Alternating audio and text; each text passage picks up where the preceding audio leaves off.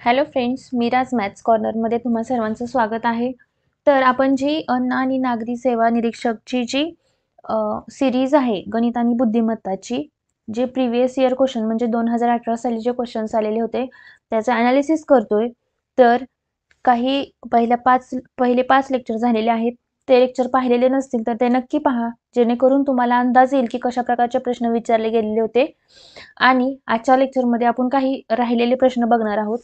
तर वेळ वाया न घालवता बघूया डायरेक्ट प्रश्न काय आले होते. जर समभुज चौकोनाचा कर्ण 6 मीटर आणि 8 मीटर असतील, समभुज चौकोन म्हणजे नावातच आहे ज्याच्या बाजू भुजा ह्या काय असतील, समान असतील, म्हणजेच काय, हे समान, हे समान, हे समान आणि हे समान. ठीक आहे. त्याचा कर्ण, आता हा कर्ण किती आहे, 6 आहे आणि दुसरा कर्ण किती आहे, 8 आहे. ठीक आहे. म्हणजे हा कर्ण झाला 6 आणि हा झाला 8. पण तुम्हाला याच्यासाठी समभुज चौकोनाचे जे गुणधर्म आहेत ते माहिती असायला पाहिजेत. ठीक आहे. जर तुम्हाला माहिती नसेल तर पटकन आपण इथे एक रिवाइज करूयात की काय आहेत त्याचे नियम. आता बघा, समभुज चौकोन म्हणजे इथे आहे समभुज चौकोन, सर्व बाजू एकरूप असतात हे माहिती आपल्याला. सम्मुख कोण एकरूप असतात याची काय आता सध्या गरज नाहीये, पण हे तुम्हाला माहिती असायला पाहिजे. लगतचे कोण एकमेकांचे पूरक कोण असतात, म्हणजेच लगतचे म्हणजे कोणता, हा कोण आणि हा कोण एकमेकांना काय असतात, पूरक कोण असतात. आणि कर्ण एकमेकांना लंब दुभागतात, हे काय आहे, इम्पॉर्टंट आहे आपल्यासाठी. म्हणजेच काय, हे जे कर्ण आहे ते एकमेकांना लंब आणि दुभागतात. म्हणजेच काय, हे एका कोणाचे समान 2 भाग करतात कर्णाचे. म्हणजे हे पूर्ण 6 असेल तर हा झाला 3, पूर्ण 8 असेल तर हा झाला 4. आता हा काय झाला, त्रिकोण. समजा आपण इथं ए, बी आणि सी नावं दिलीत, तर हा त्रिकोण ए, सी, बी हा काय झाला, काटकोन त्रिकोण झाला. आणि काटकोन त्रिकोणामध्ये जर 2 बाजू दिलेले असतील तर त्याचा ए बी हा कर्ण तुम्ही कसा काढता, तर एका बाजूचा वर्ग अधिक दुसऱ्या बाजूचा वर्ग बरोबर कर्णाचा वर्ग निघतो. ठीक आहे. म्हणजे 3 चा वर्ग झाला 9, 4 चा वर्ग झाला 16, 16 आणि 9 झाले 25. म्हणजेच हा काय झाला, कर्णाचा वर्ग झाला. पण कर्ण किती येईल, कर्ण काय आहे इथे, ए बी हा कर्ण आहे, म्हणजेच काय येईल 5. 25 चं वर्गमूळ म्हणजे काय असेल, 5. आणि हा कर्ण म्हणजेच हा पूर्ण समभुज चौकोनाचा काय आहे, तर बाजू आहे. म्हणजेच तुमचं उत्तर काय असेल, त्या समभुज चौकोनाची जी बाजू असेल ती किती असणार आहे, 5 मीटर एवढी बाजू असणार आहे. ठीक आहे. जर तुम्हाला हे पाहिजे असेल तर ह्याचा पटकन स्क्रीनशॉट काढून घ्या आणि हे तुम्ही रीड करू शकता की चौरसाचे गुणधर्म काय आहेत, आयताचे गुणधर्म काय आहेत, समांतर भुज चौकोनाचे गुणधर्म. आता तुम्हाला यावेळी कशावरचा प्रश्न आला, समभुज चौकोनावरचा आला, नंतर आयतावरचा येईल किंवा समांतर भुज चौकोनावरचा येईल, तर ते हे तुम्ही क्विकली एकदा रिवाइज करून घ्या. ठीक आहे.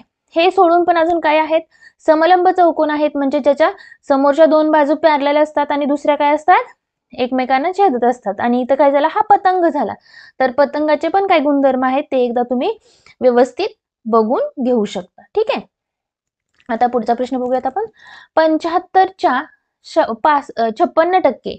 आता ज्यावेळेस शेकडेवारीमध्ये च्या असेल त्यावेळेस काय करतो आपण, त्याच्याऐवजी काय करतो, गुणाकाराचं साइन घेतो. आणि 150च्या म्हणजे गुणाकार आणि 10/100. आता बघा इथं काय करू शकतो, 25 त्रिक 75, 25 चोक 100 झाले. नंतर इथं याला हा 0 गेला, हा 10 ला 10 गेला, म्हणजे राहतात काय बघा, इथं पुन्हा 4 न भाग जातो, 4 एके 4, 4 एके 4, 4 चोक 16. 14 गुणिले 3 किती होतात, 42 अधिक 15 म्हणजेच किती होतात, 7 आणि 5 57. हे काय असेल तुमचं उत्तर असेल. याच्यामध्ये ट्रिक काय होते की फक्त तुम्हाला च्या ठिकाणी गुणाकार लिहितात हे तुम्हाला माहिती असेल तर तुम्ही अगदी इझिली ह्या प्रश्नाचं उत्तर काढू शकता. ठीक आहे. तर त्याचप्रमाणे शेकडेवारीमध्ये अजून पर्सेंटेजमध्ये कोणकोणते चिन्ह असेल तर काय यूज करतो हे बघूयात आपण. ज्या वेळेस 1200चे हे काय आहेत, एक्स्ट्रा उदाहरणं आहेत की जेणेकरून असेही प्रश्न विचारले जाऊ शकतात. 1200चे 15% चे म्हणल्यानंतर पण तुम्ही काय करायचं, गुणाकार करायचा. ठीक आहे. तर 2400 पैकी म्हणजे ज्याच्या पैकी आहे ते काय करायचं, खाली लिहायचं छेदात आणि अंशात काय लिहायचं, पैकीच्या पुढचं लिहायचं आणि त्याला किती टक्के म्हणजेच काय करायचं, गुणुले 100 करायचं. नंतर पुढचं बघूयात आपण. हे असंही असू शकतं. नंतर 3/35 हे म्हणजे काय करायचं, तर भागाकाराचं साइन घ्यायचं. हे लक्षात ठेवा. चे आणि च्या असेल तर तुम्ही काय घेतला होता, गुणाकार घेतला होता. पैकी असेल तर काय करतो, भागाकारात लिहितो. आणि हे म्हणजे 4 हे 5च्या शेकडा किती असं असेल तर काय करतो, भागाकार करतो. म्हणजेच इथं काय करणार, 3/35 हे म्हणजे भागाकार 5/7 चे शेकडा किती हे तुम्हाला विचारलेलं आहे. ठीक आहे, म्हणजे हे काय करणार असं लिहिणार आणि हे लिहिल्यानंतर तुम्हाला पुढे तर सॉल्व करता येतच. फक्त काय की त्याची जी भाषा आहे ती तुम्हाला व्यवस्थित समजायला पाहिजे. ठीक आहे, अगदी सोप्या प्रकारचे बेसिक लेवलचे प्रश्न आहेत. पुढचा प्रश्न बघूयात आता. सलग 3 पूर्णांकांची बेरीज ही 45 आहे, तर त्यापैकी सर्वात मोठा पूर्णांक कोणता? आता पूर्णांक म्हणजेच काय? पूर्णांक म्हणजे काय? 0, 1, 2, 3. ठीक आहे, म्हणजे एक पूर्णांक जर x असेल तर त्याच्या लगतचा कोणता असणार आहे? x अधिक 1 सलग म्हटलं इथं. सलग म्हटल्यामुळे काय लिहिणार तुम्ही? पहिला जर समजा तुम्ही एखादी संख्या घेतली तर त्याच्यामध्ये एक मिसळलं की दुसरी येणार आणि अजून एक मिसळली की काय येणार? तिसरी येणार. आता ह्या 3 पूर्णांकांची जर बेरीज केली तर ती किती येते म्हणून सांगितले तुम्हाला? 45 सांगितले. मग ह्या सगळ्यांची बेरीज करा. x अधिक x म्हणजे 2x झालं आणि हा x म्हणजे किती झाला? 3x झाला. अधिकचं साइन आहे असं 1 अधिक 2 म्हणजे किती झाले? 3 झाले आणि हे किती झालं? 45. म्हणजेच 3x बरोबर काय झालं? 45 वजा 3 म्हणजेच किती होतात? 42 होतात. म्हणजेच x बरोबर काय झालं? 42 भागिले 3 होतात म्हणजे 3 एके 3, 3 चौक 12. म्हणजेच तुमचं x बरोबर किती आला? x बरोबर आलेला आहे 14. ठीक आहे, x बरोबर जर 14 असेल तर तुम्हाला काय विचारले? सगळ्यात मोठा अपूर्णांक. हा सगळ्यात लहान झाला, हा 2 नंबरचा झाला आणि हा 3 नंबरचा. म्हणजे सगळ्यात मोठा कोण आहे? हा x अधिक 2 मोठा आहे. म्हणजे 14 मध्ये जर 2 मिसळलं तर काय येईल? 16 हे तुमचं उत्तर येणार आहे. ठीक आहे, फक्त तुम्हाला इथं सलग पूर्णांक दिलेत म्हणजेच काय करावं लागेल? पहिला जर x कन्सिडर केलं तर दुसरा काय असेल? 1 न जास्त असेल आणि तिसरा काय असेल? दुसऱ्यापेक्षा 1 न जास्त असणार आहे. हे फक्त तुमच्या लक्षात यायला पाहिजे. ठीक आहे, अगदी सोप्या प्रकारचे प्रश्न आहेत. आता पुढचा प्रश्न बघूयात आपण. समभुज चौकोनाचे क्षेत्रफळ हे 120 चौरस सेंटीमीटर आहे. जर एक कर्ण 20 सेंटीमीटर असेल तर दुसरा कर्ण किती असला पाहिजे हे तुम्हाला विचारलेलं आहे. ठीक आहे, आता समभुज चौकोनाच्या क्षेत्रफळाचं सूत्र माहिती आहे का तुम्हाला? जर माहिती नसेल तर इथं बघू शकता. 1/2 गुणिले पहिला कर्ण म्हणजे जो माहिती आहे तो आणि दुसरा कर्ण तुम्हाला माहिती नाहीये आणि हे क्षेत्रफळ किती आहे? 120 आहे.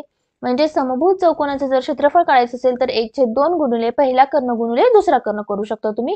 आता इथं भाग घालवा. बे की बे, बे 10 20. नंतर काय झाला? हा 10 इथं गुणाकाराला इकडे गेल्यानंतर काय होईल? भागाकाराला जाईल आणि बरोबर दुसरा कर्ण तुम्हाला काढावा लागेल. डी म्हणजे डायगोनल किंवा कर्ण आपण असं त्याला म्हणू शकतो. म्हणजेच दुसरा कर्ण काय असेल?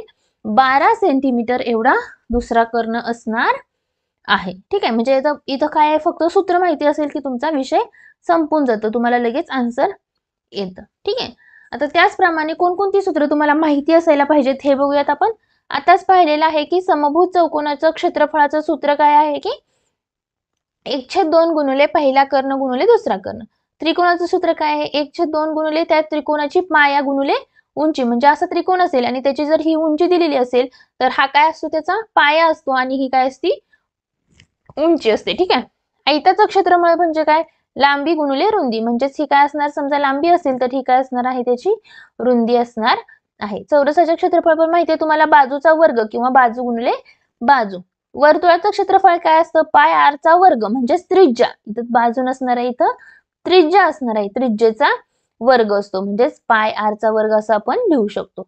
समलंब चौकोनाचं क्षेत्रफळ म्हणजे काय? समलंब चौकोन कसा असतो? हा असा असतो. आपण मागील स्लाइड मध्ये पण बघितलं आहे की समलंब चौकोनाचे गुणधर्म काय आहेत हे आपण बघितलेलं होतं. तर 1/2 गुणिले समांतर बाजूच्या लांबीची बेरीज. समांतर बाजूच्या लांबी कोणती आहेत? ही x आणि y. ह्या दोन काय झाल्या? समांतर, म्हणजे ज्या एकमेकांना पॅरलल आहेत, समांतर आहेत, त्या म्हणजे काय? तर त्यांची बेरीज काढायची गुणिले त्याची उंची. आता उंची दिलेली असते तुम्हाला अशा टाईपची. ठीक आहे, अशी डॉटेड न उंची दिलेली असते. तर ही एक उंची तुम्ही तिथं त्या सूत्रामध्ये लिहू शकता. नंतर पुढचा प्रकार आहे समांतर भुज चौकोनाचे क्षेत्रफळ. समांतर भुज म्हणजेच काय? ज्याच्या बाजू आहेत त्या काय असतात? एकमेकांना समांतर असतात. त्याचे सूत्र, त्याचं काय आहे सूत्र? पाया गुणिले उंची हे त्याचं सूत्र आहे. जर तुम्हाला हे माहिती नसेल तर याचा स्क्रीनशॉट काढून घेऊ शकता तुम्ही, जेणेकरून हे तुम्हाला याच्यावरती. आता आधीच्या प्रश्नामध्ये कसं तुम्हाला की समभुज चौकोन क्षेत्रफळ विचारलं होतं, त्याचप्रमाणे यातल्या कोणत्याही आकृतीच्या क्षेत्रफळ विचारलं असेल तर तुम्हाला इझिली फाइंड आउट करता येऊ शकतं त्याच्यामुळे. ठीक आहे, तर अशा प्रकारे इथेच लेक्चर संपत आहे. जर तुम्हाला हा व्हिडिओ आवडला असेल तर व्हिडिओला एक लाईक करा आणि चॅनलला सबस्क्राईब करा, जेणेकरून तुम्हाला पुढचा व्हिडिओ आल्यानंतर तो लगेच पाहता येईल आणि तुमच्या फ्रेंड्स सोबत हा व्हिडिओ शेअर करा. ठीक आहे, थँक्यू.